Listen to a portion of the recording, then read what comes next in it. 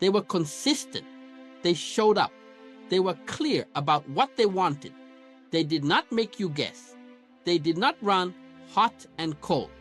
And something in you found a reason to leave, or started an argument that did not need to happen, or pulled back without knowing why, or convinced yourself something was wrong with them that you cannot quite name now that they are gone.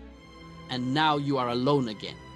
And part of you is relieved, and part of you is devastated, and you cannot explain either feeling. That is what we are naming today. This is not a video about what you did wrong. It is a video about why you did it. Because self-sabotage is not stupidity. It is not weakness. It is not evidence that you do not want love. It is a protection mechanism that once kept you safe and is now keeping you stuck.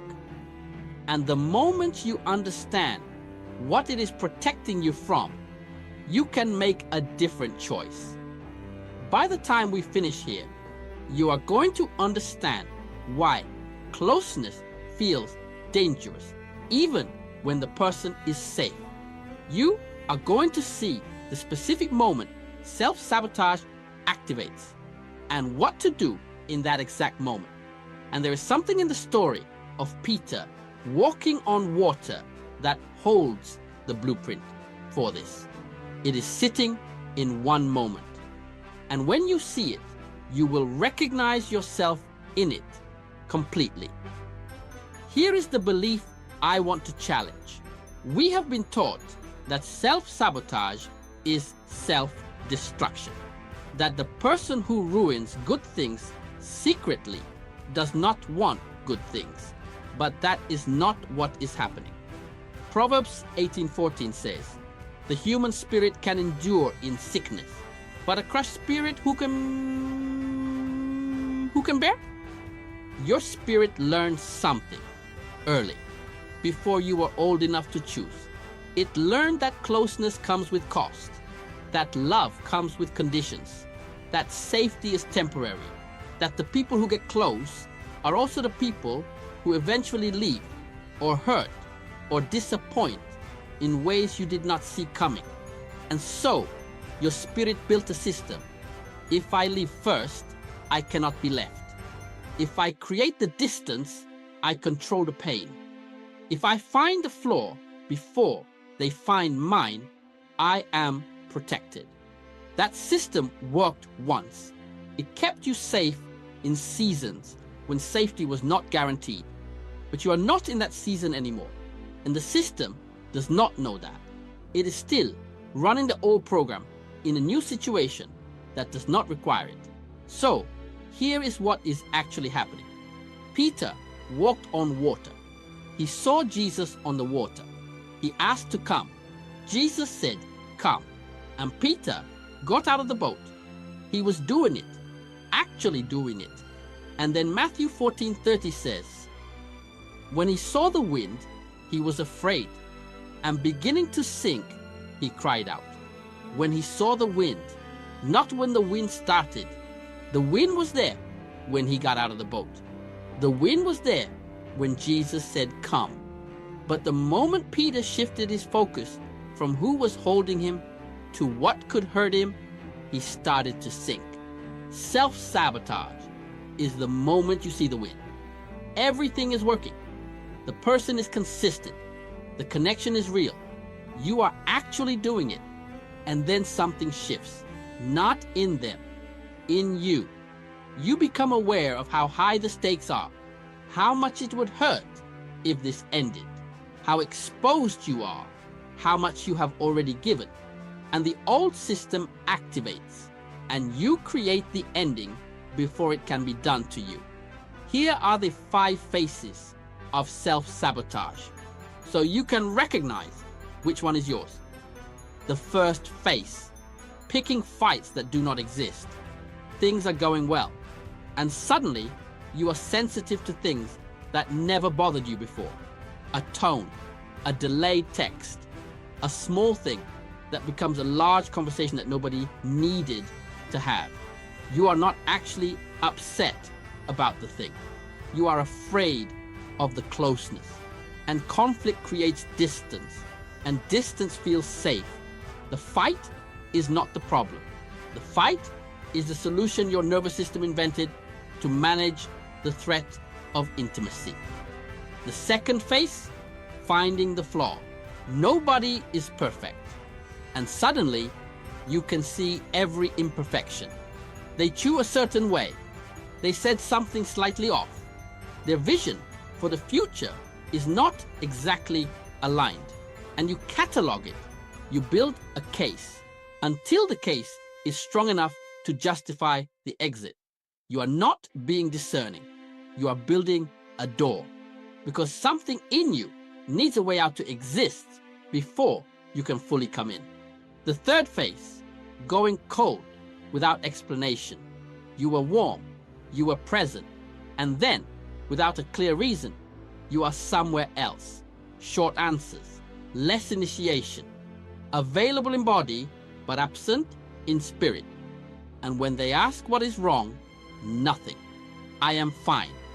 Because you cannot explain what you have not yet named. You just know that getting closer felt like standing at the edge of something you were not sure you would survive falling from. The fourth phase, telling yourself you are not ready.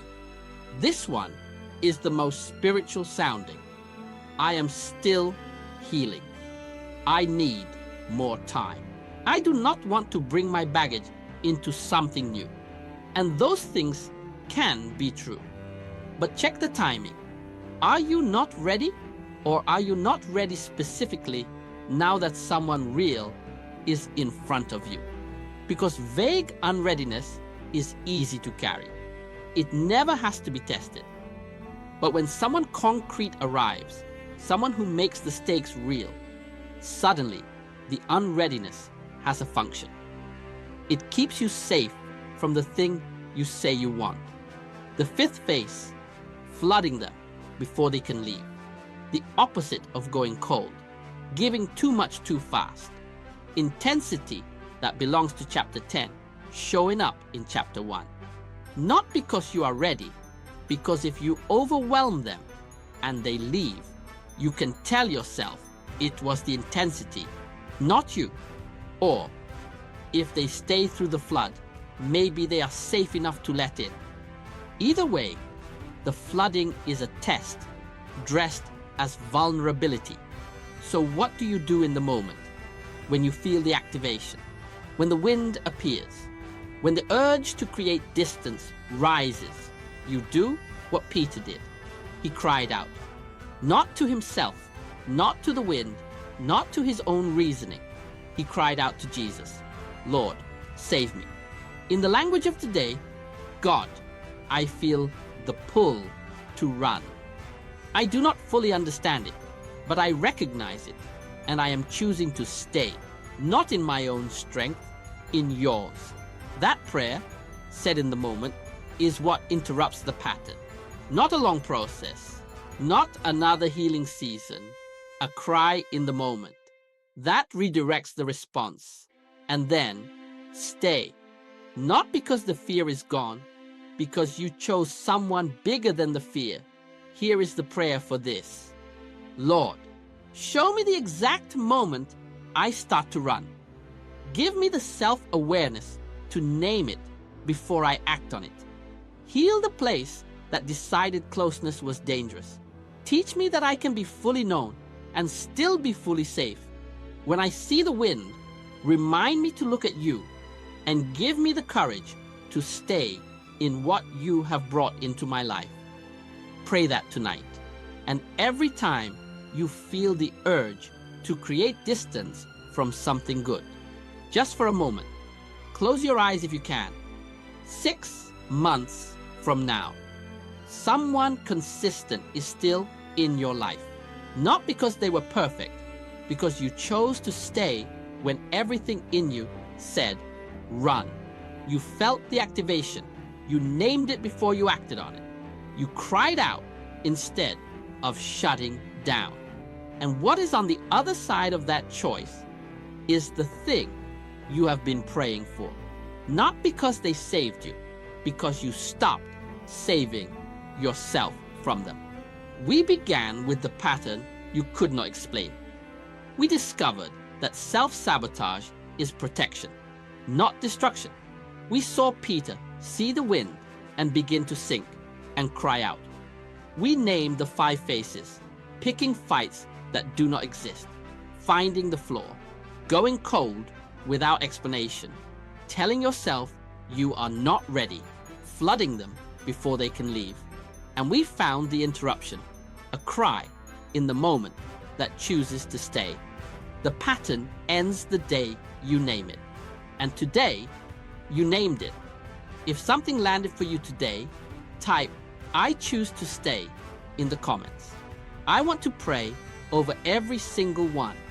Before you go, I am praying that the part of you that learned to run learns to rest instead. You are not too damaged for real love.